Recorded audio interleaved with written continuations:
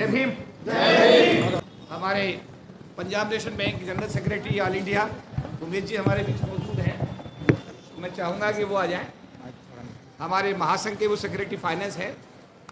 हमारे विनोद कुमार जी जो हमारा कैनरा बैंक के जनरल सेक्रेटरी साहब हैं, वो महासंघ के भी जनरल सेक्रेटरी, वो भी आगे आ जाएं। तो पूरी ताकत लगानी है, हाथ उठाना है। जय भीम। जय भीम। जय भीम। जय भीम। बाबा साहब अम्बेडकर अमर रहे, अमर रहे। बाबा साहब अम्बेडकर अमर रहे, अमर रहे। बाबा साहब अम्बेडकर अमर रहे, अमर रहे। भारत का संविधान जिंदाबाद, जिंदाबाद, जिंदाबाद। भारत का संविधान जिंदाबाद, जिंदाबाद, जिंदाबाद। भारत का संविधान जिंदाबाद, जिंदाबाद, जिंदाबाद। LIC ऑफ इंडिया जिंदाबाद, जिंदाबाद, जिंदाबाद। महासंघ जिंदाबाद, जिंदाबाद, जिंदाबाद। एक एक साथी जिंदाबाद, जिंदाबाद, जिंदाबाद। बड़े हर्ष का विषय रहा कि मलेशिया में हमारा जो ऑर्गेनाइजेशन है डॉक्टर अम्बेडकर वेलफेयर संगठन मलेशिया, सभी को एक बार फिर जय भीम। तो डॉक्टर अम्बेडकर वेलफेयर संगठन मलेशिया द्वारा एक नया इतिहास रचा गया। वर्ष 1998 में भी उन लोगों ने वर्ल्ड का सबसे बड़ा अंतर्राष्ट्रीय वहाँ पर दलित सम्मेलन करके एक नया इतिहास बनाया था। मैं बताना चाहूँगा क्योंकि मलेशिया तमिलनाडु के साथ जुड़ा हुआ है। हमारे समाज के गरीब तबके के लोग 4 पीढ़ी पहले वहाँ पर जो अंग्रेज़ राज करते थे वो बड़ी भारी संख्या में मलेशिया गए। मुझे बता दें, बड़ी खुशी है कि मलेशिया में जो हमारे तमिल के लोग गए, आज वो वहाँ के अरबपति और खरबपति बहुत बड़े उद्योगपति बन गए हैं और बहुत बड़ा उनका एक संख्या है। ये भी इस संगठन के द्वारा पिछले दिनों मलेशिया आने का न्योता दिया गया था। बाबा साहब अम्बेडकर का 133वां जन्मदिवस समारोह। मैं दिल्ली से जब पहुंचा तो एयरपोर्ट पर उन लोगों ने बड़ा भव्य स्वागत किया। उसके बाद में शाम को उन्होंने एक रात्रि भोज की व्यवस्था की।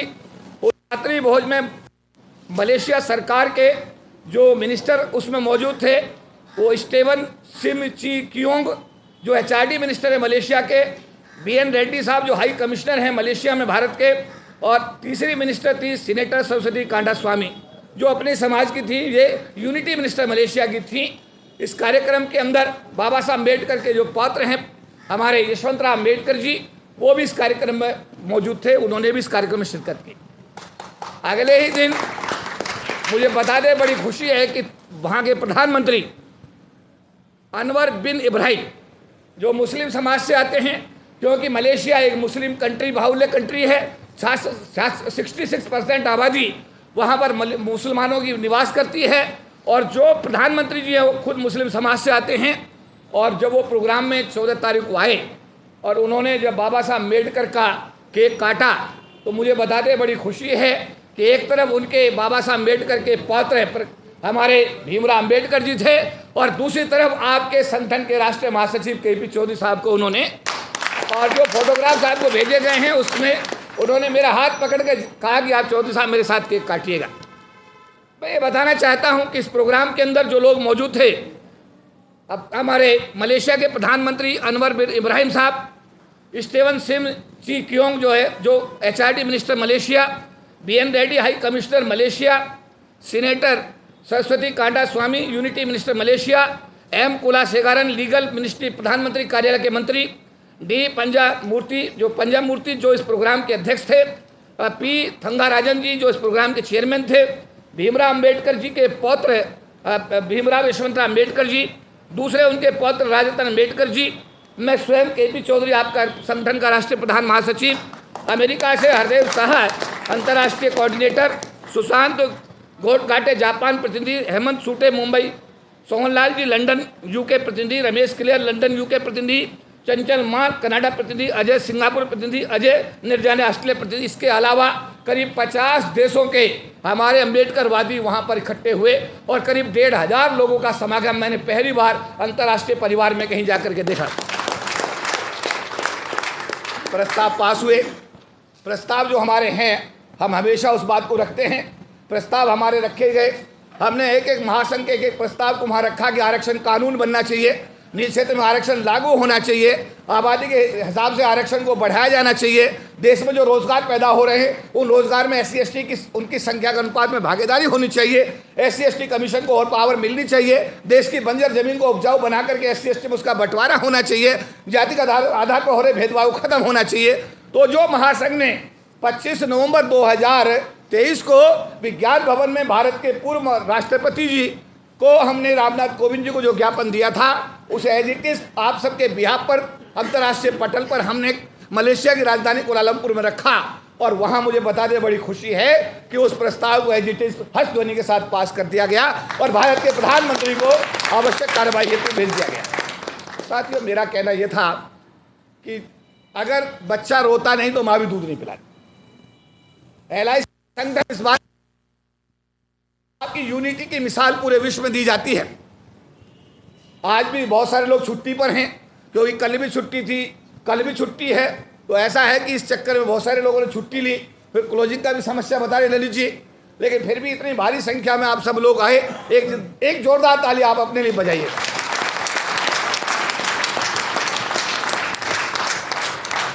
पिछले दिनों आपने एक आंदोलन किया। आंदोलन क्या था? हमारी बेटी के साथ बदतमीजी हुई। हमारी समाज की बेटी का नाम क्या था? नीना सिंह। नीना सिंह के साथ एक SDM ने बदतमीजी की थी। पूरे देश में आंदोलन हुआ था, हाथ उठा के बताइए, आंदोलन हुआ था। और उसका नतीजा ये हुआ कि हमने उस SDM से कहा था कि आप टकराओ मत हमारे समाज के लोगों से, आपका हश्र गुलाटी जैसा होगा, आप गुलाटी मत बनिएगा। मुझे बता दे, बड़ी खुशी है, कल जो लिस्ट आई है उसमें उस जोली का ट्रांसफर कहाँ किया गया? ZTC में एक फैकल्टी मेंबर बना दिया गया। इसके अलावा एक और SDM साहब थे जो बराबर बदतमीजी हमारे लोगों के साथ कर रहे थे। उनका नाम था मिस्टर गौड़। वो अलीगढ़ के अंदर सीनियर DM थे।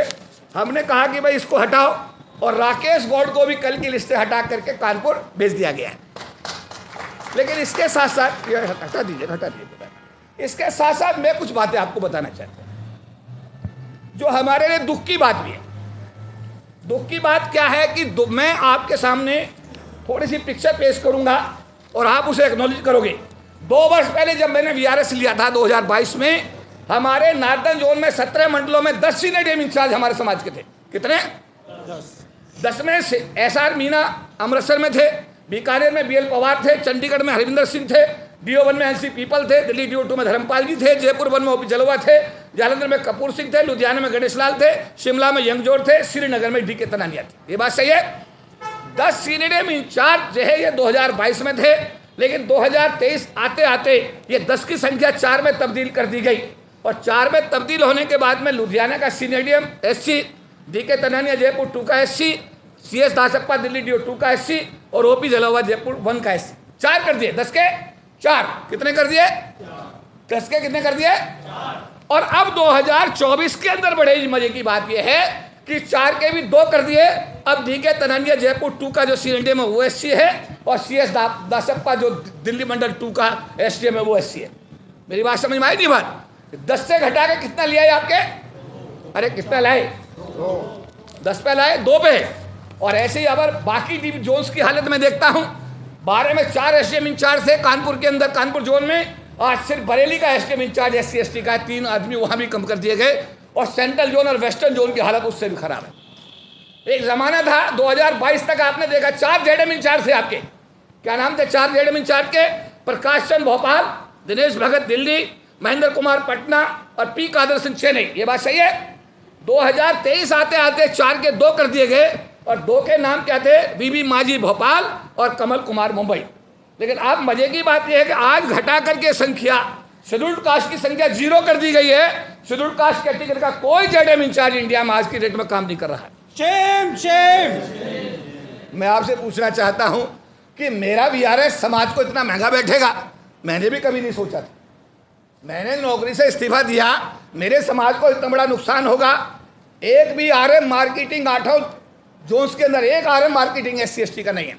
सारे RM मार्केटिंग का मतलब होता है ZM इंचार्ज। अभी पिछले दिनों जो लिस्ट आई है, हमारे समाज के जो SC ST समाज के लोग थे, जो हमारे समाज के साथ कभी बैठना भी पसंद नहीं करते थे, हमारे लोगों को चाय पिलाना भी पसंद नहीं करते थे, उसके बाद भी हमने उनके केस टेकअप किए।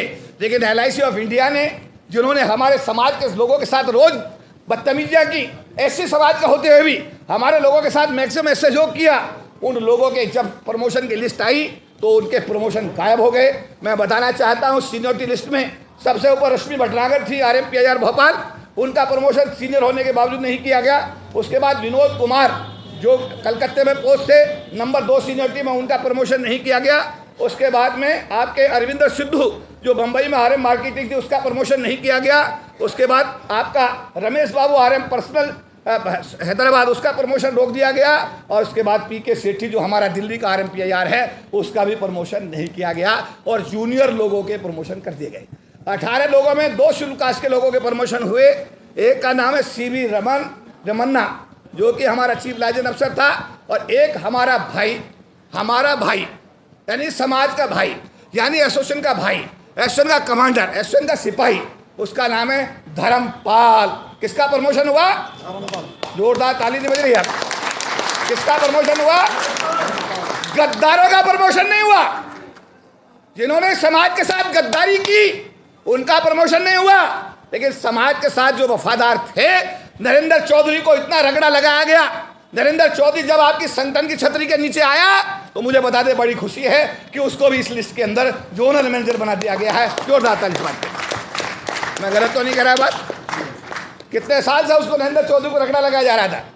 संगठन की छतरी के नीचे जितना आप लोग रहोगे उतना ही मजबूत रहोगे। संगठन की छतरी के नीचे आप सुरक्षित हो, आपस में प्रेम करो, प्यार करो, एक दूसरे को सहयोग करो, एक दूसरे के साथ कंधे से कंधा मिला के चलोगे तो सुरक्षित रहोगे।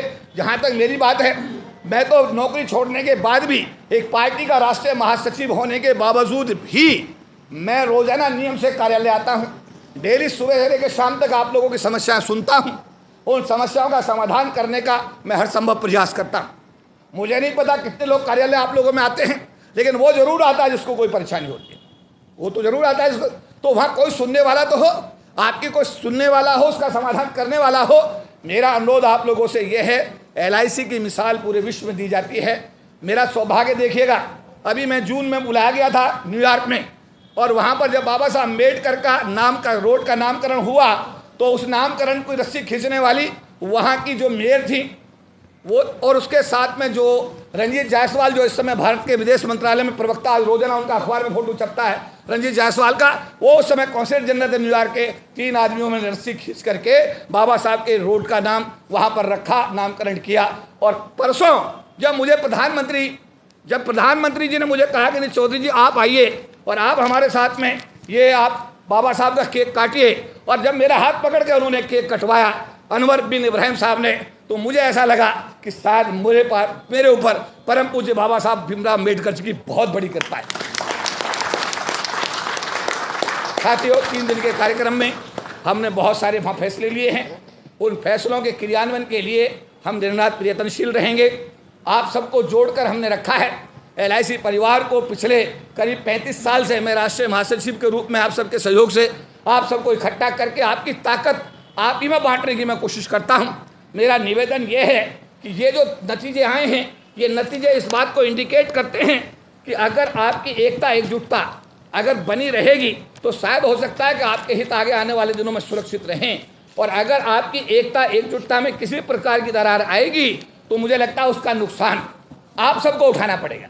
जहाँ तक मेरे बारे में है, मैं LIC का एम्प्लॉय नहीं हूँ, और मुझे इसी आधार पर हमारे मित्रों ने जो हमारे बीच में काम कर रहे थे, साथ साथ हमारे जो विरोध में काम कर रहे थे, ट्रेड यूनियन के लोग जो हमारे अगेंस्ट में काम कर रहे थे, और मैनेजमेंट के लोग जिनको मेरे से बेहद परेशानी रही है और रहती है और रहेगी भी, वो चाहते थे कि VRS के बाद चौधरी साहब का इस संगठन से रिश्ता टूट जाए। लेकिन आपका टूट प्रेम, आपका टूट प्यार इतना रहा है कि मैं अगर भारत सरकार में मिनिस्टर भी बनता हूं तो अभी मैं संगठन के राष्ट्रीय महासचिव के पद को आपकी सहमति से जारी रखूंगा। मैं उसे छोड़ने वाला नहीं हूं, क्योंकि मुझे पता है कि मेरे नाम से, मेरे आपके साथ रहने से अगर मेरा समाज सुरक्षित रहता है, उसके हित संरक्षित होते हैं, तो मुझे लगता है इससे बड़ी और कोई बात हो नहीं सकती।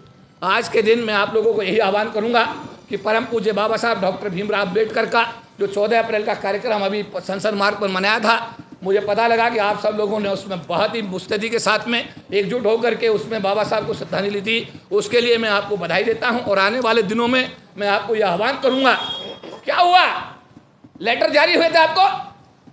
अरे लेटर जारी हुए थे, बहुत सारे लोग डरे थे। डरे थे नहीं डरे? सही बताइए। अरे डरे थे नहीं डरे?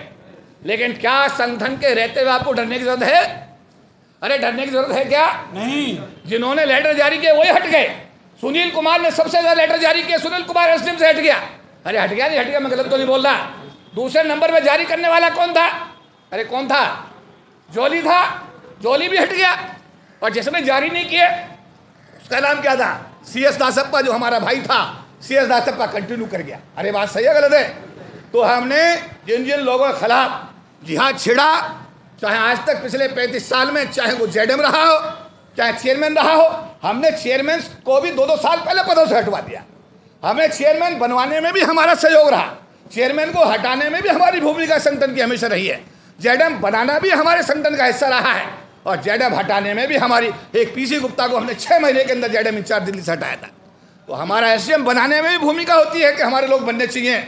और SDM अगर गलत काम करते हैं तो राकेश गौड़ की तरह और अपने क्या नाम है जोली की तरह उनको हटने में भी देर नहीं लगती। इसलिए मेरा आपसे निवेदन है कि संगठन सर्वोपरि है, संगठन एक क्षत्रिय है, उसमें जो छेद करने की कोशिश करता है उस छेद को रोकना आपकी जिम्मेदारी में आता है। क्योंकि अगर उससे छेद कर दिया तो बरसात का पानी आपको परेशान करेगा, धूप आपको परेशान करेगी, ठंड आपको परेशान करेगी। ये बात सही गलत है? इसलिए अगर आपका कोई भी आदमी आपके बीच में से आपकी छतरी में छेद करता है तो जिम्मेदारी KP चौधरी साहब की अकेले नहीं है, ये हम सबकी जिम्मेदारी होनी चाहिए। मैं गलत तो नहीं कह रहा? तो मेरा आज की इस बैठक के अंदर आप लोगों को यही आह्वान रहेगा कि जो प्रेम और प्यार, मेरा निवेदन है प्रेम सिंह साहब से, हमारे राष्ट्रीय महासचिव है महासंघ के, वो आएंगे रेलवे एसोसिएशन के, हमारे नेशनल जनरल कोषाध्यक्ष है, वो इधर आ जाए, जोरदार ताली उनके लिए, प्रेम सिंह साहब के लिए। अच्छा ठीक है भैया, एक मिनट आप इधर आ जाओ, पीछे से लोग। तो मेरा अनुरोध आपसे यह है, वी आर बिकॉज अगर डॉक्टर अंबेडकर लंदन में पढ़ने के बाद प्रोफेसर बन गए होते, अगर न्यूयॉर्क के कोलंबिया विश्वविद्यालय में वो पढ़ने के बाद प्रोफेसर बन गए होते और इंडिया ना आए होते, तो क्या इंडिया के लोग, हमारे जैसे आप जैसे लोग सरकार की नौकरी में आकर आज रोटी खाते हुए होते? ये सवाल है मेरा। वो आए, वो वहाँ नहीं सेटल हुए, हम तो अपने बच्चों को सेटल कर रहे हैं, वो सेटल वहाँ नहीं हुए, वो यहाँ आए, हमारे जैसे गरीब लोगों के लिए काम किया, हमें रोजी दी, रोटी दी, हमारे जैसे वो कपड़े दिए, चप्पल दिया, जूते दिए, और उनकी वजह से आज हम लोग पक्के घरों में और कार में रह रहे हैं। हमारे ऊपर भी समाज की जिम्मेदारी होनी चाहिए। हम आपसे निवेदन करेंगे कि आप लोग उसी तरीके से जिम्मेदारी को निभाएं, उसी तरीके से आप लोग जिस तरीके से डॉक्टर अम्बेडकर को अगर आप अपना सर्वोपरि मानते हैं तो उनकी शिक्षाओं को जीवन में उतारें। डरो मत, बिल्कुल मत डरो। मैं आपसे कह रहा हूँ, मेरे कहने से हाथ की जो अंगूठी इसमें पत्थर है उसे 6 महीने उतार के फेंक दो, कोई नुकसान हो जाए तो मुझसे ले लीजिएगा। आप मेरी बात समझे? आप भारत के नागरिक हो, भारत के आदिवासी हो, भारत के मूल निवासी हो, जरा सोचो इस बात पर कि पाकिस्तान और हिंदुस्तान के बंटवारे पर जो शरणार्थी यहाँ पर आए थे, जिनको रिफ्यूजी कहा गया, आज वो देश के मालिक बन गए। हम आदिवासी कहाँ हैं? हमारा ना कोई मान है, ना सम्मान है, ना देश की धरती में कोई हक है, ना व्यापार में कोई हक है। और सरकारी नौकरी जो बाबा साहब देके गए थे वो रिजर्वेशन को प्राइवेटाइजेशन के माध्यम से खत्म कर दी गई। ये बात सही गलत है? अरे मैं सही कह रहा हूँ गलत कह रहा हूँ? तो हमको सड़क पर ला दिया गया है। हम दिन रात खेतों में काम करें, हम दिन रात दफ्तरों में काम करें।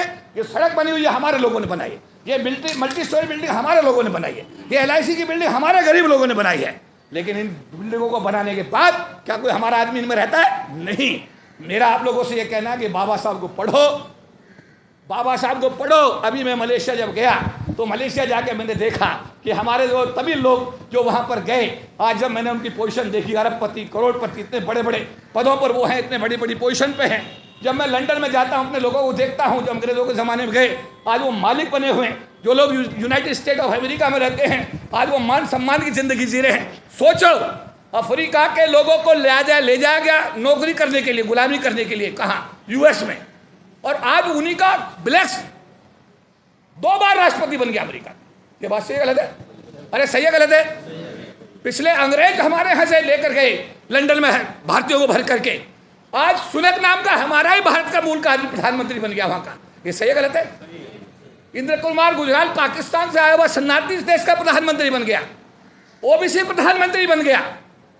जनरल तो प्रधानमंत्री बनते ही रहे हैं, क्या SC ST का आदमी भी कभी प्रधानमंत्री बनेगा? कभी सोचा आपने? क्या इस देश का प्रधानमंत्री SC/ST नहीं होना चाहिए?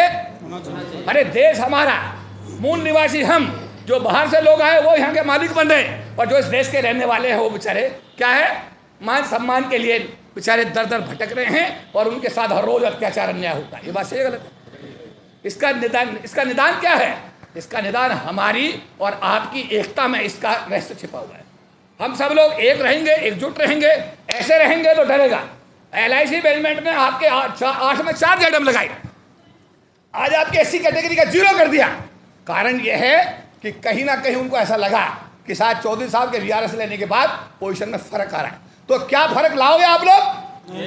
पहले जैसा वातावरण बनाओगे? अरे हाथ उठा के बनाओगे या नहीं बनाओगे? अगर बनाओगे तो सुरक्षित रहोगे, अगर नहीं बनाओगे तो फिर आपको पता है कि आगे क्या होना है। तो मैं आज के अपने संबोधन में कोलंबिया में जो हमारा जो कोलालमपुर के अंदर जो अभी 3 दिन का हमारा ये बाबा साहब अम्बेडकर का 133वां जन्म दिवस समारोह मनाया गया, मैं वहाँ की टीम को, जो मलेशिया एसोसिएशन है और मिस्टर पंजा स्वामी विशेष रूप से जो उसके अध्यक्ष थे, उनका धन्यवाद करता हूँ। साथ साथ जो ऑर्गेनाइजर थे उनका भी धन्यवाद करता हूँ। हमारे हेमंत सूटे मुंबई से गए, उनका बहुत बड़ा योगदान है, उनका भी धन्यवाद करता हूँ। हमारे हरदेव शाह साहब जो इसके कोऑर्डिनेटर थे, उनका भी धन्यवाद करता हूँ। देश विदेश के कोने कोने से जो भी लोग आए और उन्होंने उस कार्यक्रम को सफल बनाया, एक नया इतिहास रचाया, उसके लिए मुझे बता दें बड़ी खुशी है कि प्रधानमंत्री मलेशिया ने बाबा साहब अम्बेडकर का स्टैचू का जो प्रस्ताव हमने परसों रखा, उन्होंने उसको तुरंत स्वीकार करके 5 एकड़ लैंड मलेशिया सरकार ने बाबा साहब के लिए डोनेट कर दिया। प्रधानमंत्री के भाषण को जरूर सुनिएगा। अंग्रेजी बोला, उन्होंने भारत सरकार के बारे में ऐसा बोला है कि आप कोई बोल नहीं सकता। बाबा साहब के मिशन के बारे में मलेशिया प्रधानमंत्री ने 1 घंटे बोला है, कृपया करके उसे सुन तो लीजिए।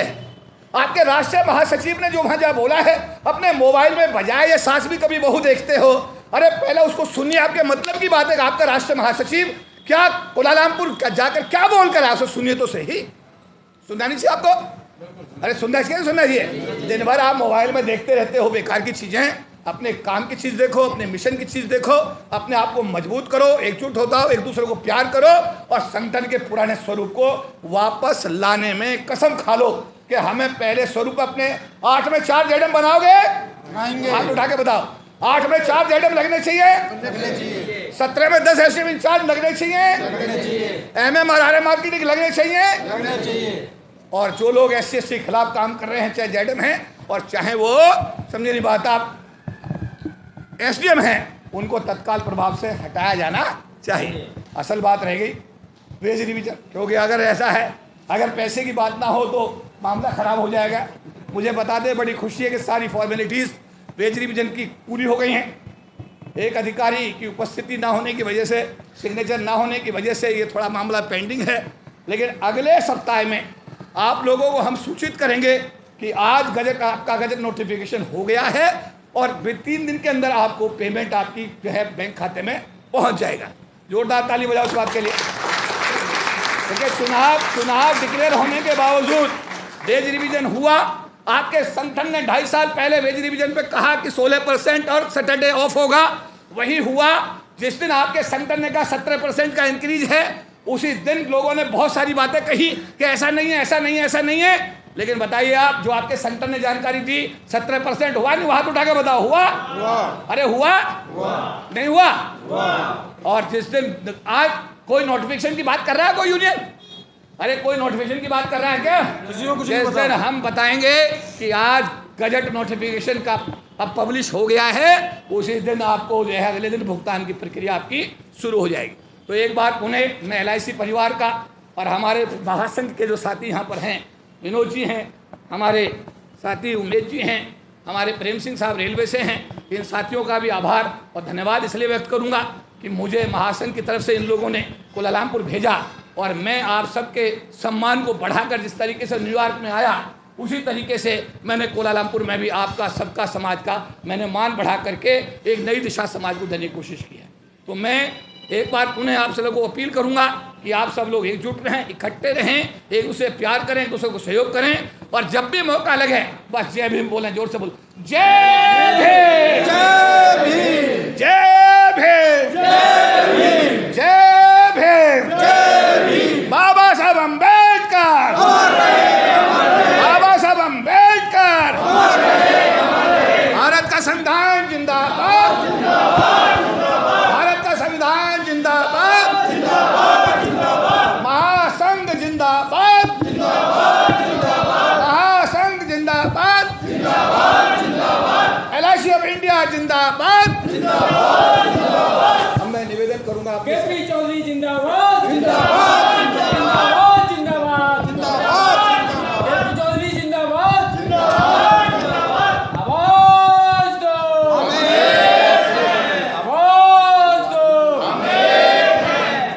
अगर आपको लगता है कि हमारा काम बहुजन समाज के लिए महत्वपूर्ण है, तो आप हमें आर्थिक सहयोग के लिए सीन दिखाए गए क्यूआर कोड स्कैन और फोन पे और गूगल पे और यूपीआई और बैंक अकाउंट में कर सकते हैं। फोन पे, गूगल पे 9250529129, UPI 9250529129@YBL। Bank account state bank of India AC 104299462008, IFSC code SBIN 00065563। आपका छोटा से छोटा सहयोग समाज और हमें और मजबूत करेगा, जिससे हमें बहुजन पत्रकारिता में और निष्पक्ष बनाने में मजबूत करेगा। जय भीम, जय भारत।